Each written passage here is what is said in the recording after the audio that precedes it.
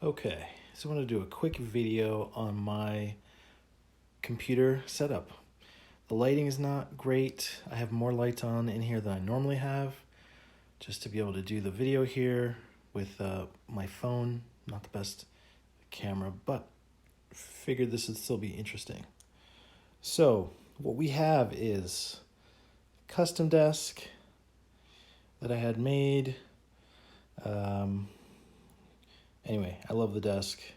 It's great. There's a backstory on it. But, and I have it on these very short legs because I'm trying out floor sitting. And I'm not 100% sold on it, but it's not awful either. It's pretty interesting. I'm currently using this floor chair, which is just a floor chair from Amazon that can basically fold forward like this and go right underneath the desk. So that's kind of cool. Floor sitting is a whole thing, and it's not necessarily good to have a chair like that because the arms on the chair restrict you from swinging your legs to the sides, which is one of the things that's good for movement about floor sitting. So not the best chair for floor sitting. I have some Gatorades that I keep underneath there just because I've been trying to drink more water and water-ish stuff. So I've been trying that out with the Gatorades. I did notice that you cannot recycle. I don't know if that you can't recycle them, but you don't get money back for them or whatever. I'm not sure if they're really recyclable, which is a little concerning. But it's working well. I have a Bose speaker that I've had forever, and I'll show you the back of this. It'll be kind of messy here, but there is the satellite speaker. So there's two satellites, one behind here and one over here somewhere, that provide the sound, and that's really just for the bass. And I only have one visible wire here, which I need to reroute. But this is my Blue Yeti microphone. It works great. It's great, amazing quality. I have a disgusting coaster right there, but that works well. And these monitors, so these are 43-inch LG monitors. They're 4K monitors, which I love. It does take some getting used to. The first time I used these monitors, it took me about a week to get used to it. It was kind of giving me a little bit of a, I don't want to say a headache, but it was just like a neck ache maybe in the beginning because I wasn't used to looking at a monitor that's this big. I started out with last few years I had a 21.5-inch monitors, then I went to 27-inch, and then I went up to the 43s. I don't know if I would go bigger than the 43.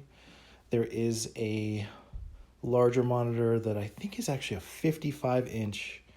It's not by LG. I can't remember the brand, but might be interesting to try out, maybe as a single monitor setup as opposed to multiple monitors. On this end, I have a 27-inch NEC monitor. I happened to get a great deal on that. There was a store going out of business, and I got really lucky and was offered that. Now, if I peek over to this side, I got some gaming stuff going on over there. So that's a thing. Those are also connected to this monitor here. So, I can do that. I do play games. I do make games now. So that's a nice accessory to have. And let's see, what else? Talked about the Blue Yeti. Now down here we have this Logitech MX keyboard. I love this keyboard. I've went back and forth between this and then they have a mini version. For the Mac, you'll notice these Mac command buttons here. They only made the mini in a light gray, sort of whitish color. They didn't make it in this color, which was annoying. If you go to the website, people were just like complaining about that. But there's a new, I think, mini version that's like an MX that's like has clicky keys that maybe they have in this color now, but they didn't make this version in that. So anyways, it is a USB-C, which is the same connection as my mouse, which is the Logitech MX, I think it's the Series 3 as they call it. Here's the name right here. MX Master 3 for Mac. Also USB-C.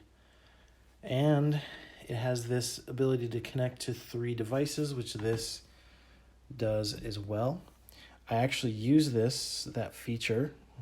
Is it kind of blurry? Sorry about that.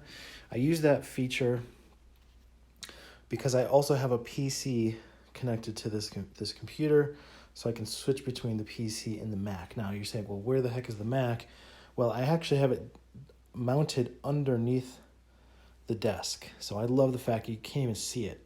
It's like, here, let's show you. There it is.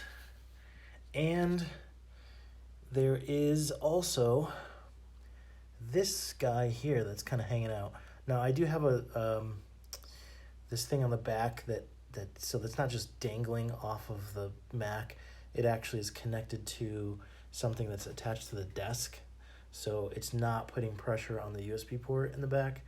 That's not what's happening there, but you can still see it, and it's also very light. This is a very specific hard drive that I got. I did a lot of research on it, and if people are interested, I could figure out what that is and maybe put a link or something. But I'm using a Mac Mini, which I adore, and anyways, that works for me, and it's powerful enough to drive this triple monitor setup, which is great. I maxed it out with 32 gigs of RAM. It's a Core i7, so it is still one of the Intel Macs. It's not a M1 or M2 Mac. It's going to be really painful to move into the M2 Mac Minis because of the price. Because with the Mac that I have, I could upgrade the memory myself, which is what I did, and that saved me a ton of money. Now with these new M1 and M2 and M3 is going to be the same thing, I assume. Based on the architecture, it's going to be the same. You have to buy the amount of memory you want when you purchase a computer, and you have to pay Apple prices for Apple memory, which is a lot higher prices than you had to pay for older for when you used to be able to upgrade your memory yourself. You just can't do that anymore. It's part of the integrated architecture of the M1 chips. I do have a Apple AirPods, which I use occasionally, not that often. And then this thing is really cool. So this is the volume control for that Bose speaker system that I showed you. And and then this, I love this. So this is like a USB connection. It's just an extension, basically. So it's for your USB port. So the fact that my USB, is like way down there, like how could I connect a memory stick or something to that Mac that's way over there? Well, I can use this, and this works super well. Super happy with this. And you'll see this USB stick is a Forza Motorsports branded USB stick. Yes, I am a Forza fan, and this is just one of those like USB. There's not a lot of memory on this, but or storage on that, but it's part of my. It came with Forza Motorsports 3. It was like the collector's edition. They had this and a keychain, and so I have both of those, which I really like. This little guy here, my favorite car right now, it's the E46. So I actively work on the E46, and I just love, getting some fun stuff for that. These monitors, and they are monitors, by the way. These are not TV screens. These are computer monitors. But it does have a remote control. And what's nice is you'll see is if I was to turn these on, then one remote, because of the same, controls both. So right now I'm connected to USB-C input, but if I wanted to change the input, you can see I can change them both with one remote, right? I could do it with two, I guess. I mean, I technically have two of these remotes, but I really only need, the one. And then also, if you noticed, I did put some LED lights on the back of these monitors. There's that over there, which is nice. Again, you can't really see that really well with the current lighting. And well, there you go. Maybe this actually is fine. So the only downside, I guess, or just like slight annoyance, is when there's no signal like this. These will eventually turn off like that, but the lights in the back don't, because they're connected via USB, because these monitors have USB ports, so the lights are connected through the USB ports. So for me, I actually have to turn them on, then turn them off. That's how I get the LEDs to go out. So at the end of the day, I have to go through that process, which is, a slight annoyance. Nothing bad. I'll just turn these back on for the moment. Turn the light back on for the moment. And this is basically my little setup. It's I'll peek over here. This is the PC that I use. This is a whole nother story behind this. Whole nother story behind that. You can see I have an Xbox controller connected to it, so I could play games on this as well. And I have a little sound card that I have not installed or connected into this beast of a tower. And but that exists, obviously, the PlayStation 5 and Xbox Series X. So I made a video about minimalist desk setups, and so this is my version of that. Now you may disagree with the term minimalist when it comes to this, but the fact is that this houses everything. I have my computers, my consoles, everything is connected to this. It's probably, I guess maybe the thing people wouldn't consider minimalist is like the triple monitor setup. But otherwise, like, this is actually pretty, I'm happy. I'll just say I'm happy with how this has turned out. I got a little bit of cable management left to do on this. But if folks were curious, this is how I work on a regular basis. Is a triple monitor setup necessary? Absolutely not. Going to, especially having the two, for me this is useful because I do software development and some game development now, so it is nice to have these, right? So, but I can easily put my hand's so bright because there's a light right here. I can easily put one application on this side and one application on this side. If I'm sitting really close, if I'm sitting really close, I have something where I can easily switch the resolution. So I can switch this to a 1080p monitor, but it's like a high-res version of it.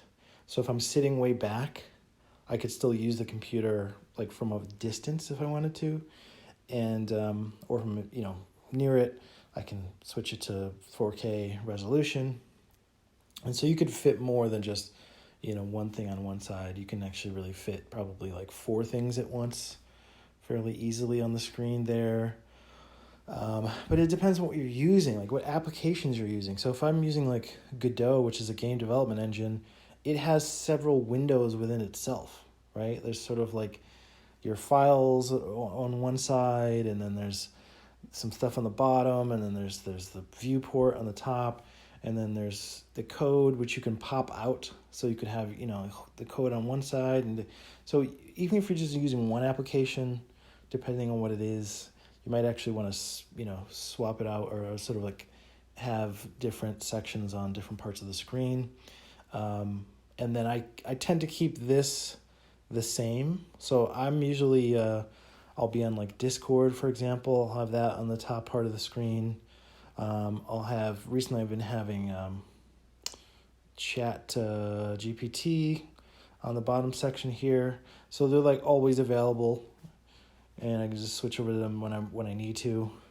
And then on this side, I'll usually have some sort of like, I